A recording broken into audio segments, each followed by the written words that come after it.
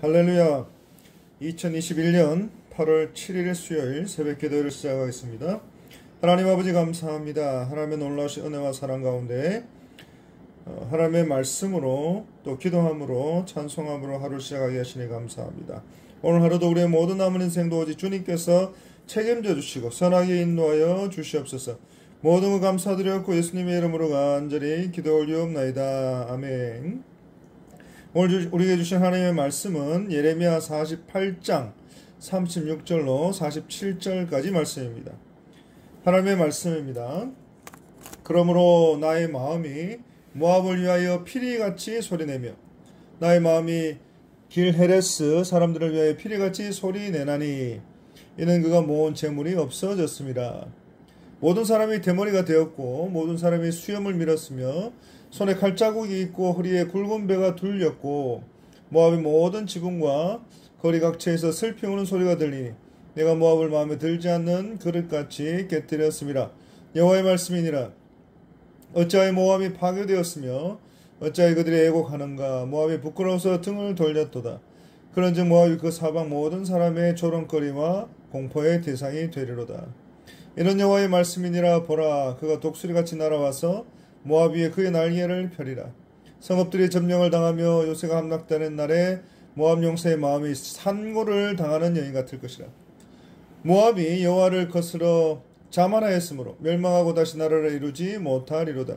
여호와의 말씀이니라. 모압 주민아, 두려움과 함정과 올무가 내게 닥치나니 두려움에서 도망하는 자는 함정에 떨어지겠고 함정에서 나오는 자는 올무에 걸리리니 이는 내가 모압이 벌받을 해가 임하게 할 것임이라. 여호와의 말씀이니라. 도망하는 자들이 기진하여 헤스본 그늘 아래에 서니 이는 불이 헤스본에서 나며 불길이 시온 가운데 나서 모압의 살적과 떠드는 자들의 정수리를 사름이로다. 모압이여 내게 화가 있도다. 그모스의 백성이 망하였도다. 내 아들들은 사로잡혀갔고 내 딸들은 포로가 되었도다. 그러나 내가 마지막 날에 모압의 포로를 돌려보내리라. 여호와의 말씀이니라. 모압의 심판이 여기까지니라. 아멘. 35절을 보시면 하나님의 말씀이 모압 산당에서 제사하며 그 신들에게 분향하는 자를 끊어버리겠다 말씀하십니다. 이 말씀은 13절에 모압이 그못으로 말미암아 수치를 당하게 된다는 말씀과 이어지는 말씀인 것입니다. 결국 이 모압이 멸망하게 된 그 원인이 그들의 우상 숭배에 있다는 것을 우리에게 말씀하고 있는 것입니다. 그런 가운데 36절을 보시면 그러므로 나의 마음이 모압을 위하여 피리같이 소리를 내며 라고 했습니다.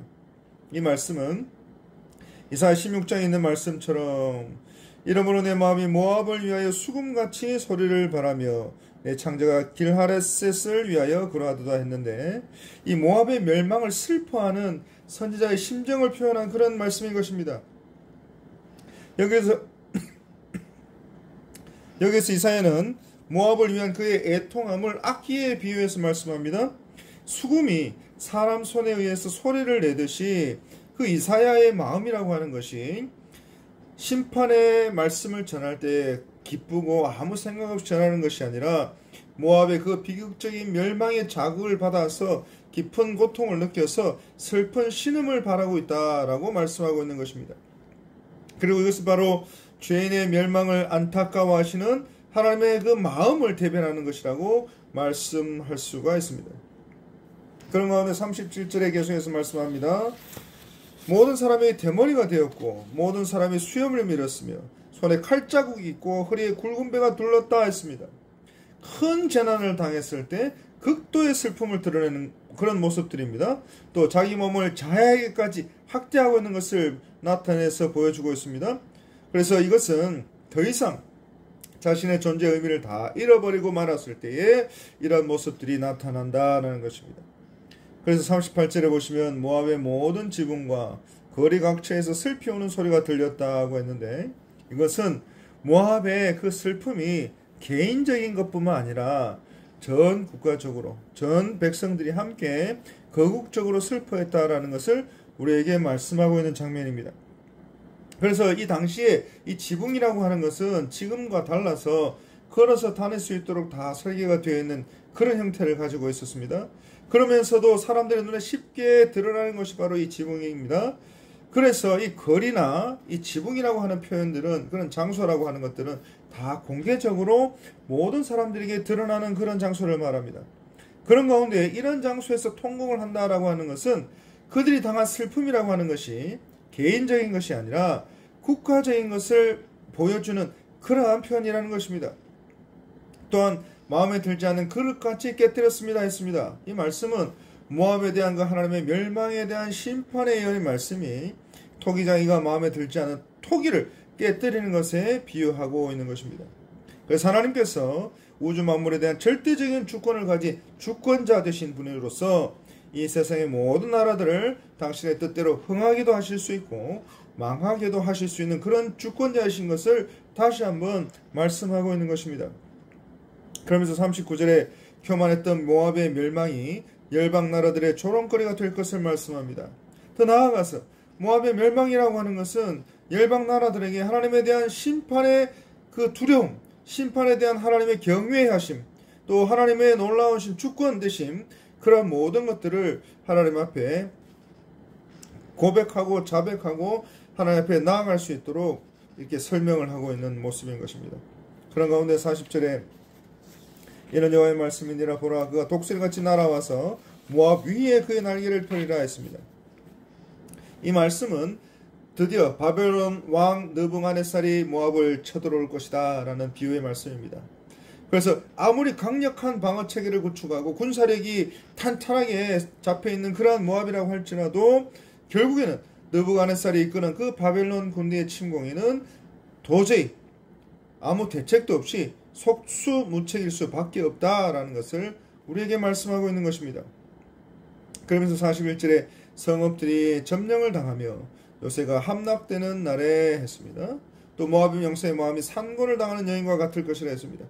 이 말씀은 이 여인이 아이를 해산할 때 겪는 큰 고통 가운데에 이 적군의 침공에 간담이 서늘해진 그 모압 용사들의 마음이 이 산고를 겪는 그 여인들의 마음과 같다라고 비유적으로 설명을 하고 있는 것입니다. 그래서 여인들이 해산을 할 때 두려움과 공포로 인해서 마음이 약해지듯이 바벨론군의 침공을 받은 모압 용사들의 군대들의 모든 심리가 그와 같이 될 것이다 라는 말씀입니다.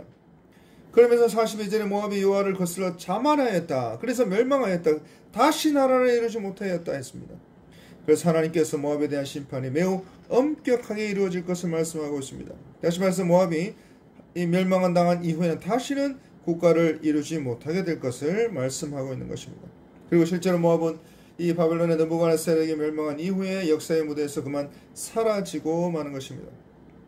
그래서 교만함으로 스스로의 화를 자초했고 이것이 바로 하나님 앞에서 교만하다는 것이 얼마나 큰 죄이고 또 얼마나 심각한 결과를 초래하는지를 다시 한번 말씀을 하고 있는 것입니다.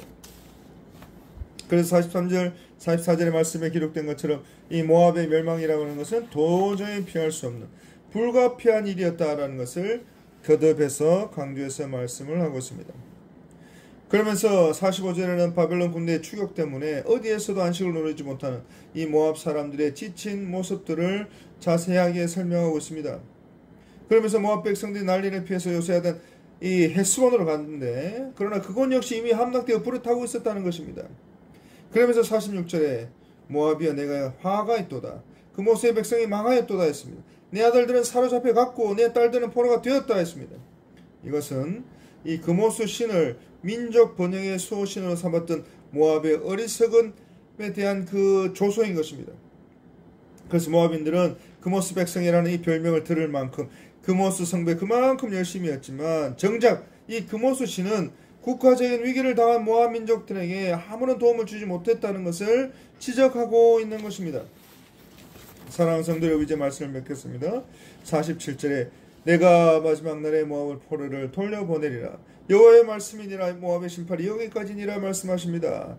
결국 이 모압이 바벨론에서 멸망당한 이후에 메시아 시대가 이르러서야 모압이 다시 포로를 돌려보내게 될 것을 말씀하고 있습니다. 그래서 이 거듭되는 심판의 말씀, 예언의 말씀을 통해서 우리는 하나님 앞에 교만하는 것이 얼마나 무섭고 두렵고 떨리는 그런 죄악인지 다시 한번 깨닫게 되고, 그래서 겸손하며 또 겸손하게 하나님 앞에 나아가는 모든 주의 백성들이 되시길 바라고, 그리고 하나님 앞에 겸손함으로 간절히 기도함으로 여러 가지 어려운 상황 가운데서 늘 믿음으로 승리하며 살아가는 모든 주의 백성들이 다 되시기를 간절히 바랍니다. 기도하겠습니다. 하나님 감사합니다. 이 모압의 모습을 보면서 하나님 앞에 그 어떤 누구라도 할 것 없이 겸손하게 또 겸손하게 나아가야 할 것을 보게 되었습니다. 또 이 당시에 여러 나라들의 멸망되는 모습들을 보면서 우리가 믿음으로 하나님 앞에 나아가야 될 것과, 또 여러 가지 고난과 환난 가운데서도 오직 하나님을 바라보고 심판하기도 하시고 흥하기도 하시고 망하기도 하시고 또 모든 것을 세우시는 아버지 하나님 앞에 모든 것을 내가 맡기고 오직 믿음으로 한 걸음 한 걸음 달려나갈 수 있는 모든 주의 권속들 다 될 수 있도록 도와주옵소서. 감사하고 이 모든 말씀 우리를 구원하신 예수 그리스도의 이름으로 간절히 기도 올리옵나이다. 아멘. 이 시간 기도하실 때에 우리 교회를 위해서 기도해 주시기 바랍니다. 또 담임 목사를 위해서 기도해 주시기 바랍니다. 또 우리 다음 세대들을 위해서 기도해 주시기 바랍니다. 또 우리 환우들 치유와 회복이 있게 하여 주옵소서. 또 모든 뼈와 또 모든 세포와 모든 부분들이 새로운 힘을 얻게 하시고 하나님의 놀라신 은혜와 사랑 가운데 든든하게 세워져가게 하여 주옵소서. 그리고 우리 모든 선교사님들의 사역 가운데 하나님 함께 해주시고, 또 하나님의 놀라신 은혜와 사랑 가운데 우리 교회가 날마다 믿음 가운데 든든히 살아갈 수 있도록 도와주옵소서. 또 우리 모든 개인의 기도 제목 주여 들어주시고 응답하여 주시고 낙심치 않게 해주시고 하나님 함께하여 주옵소서. 이 모든 말씀 우리를 구원하신 예수 그리스도의 이름으로 간절히 기도 올리옵나이다. 아멘. 이 기도의 모든 소원 들어주실 줄로 믿고 응답하실 줄로 믿고 축복하고 기도합니다. 예수님의 이름으로 간절히 기도합니다. 아멘.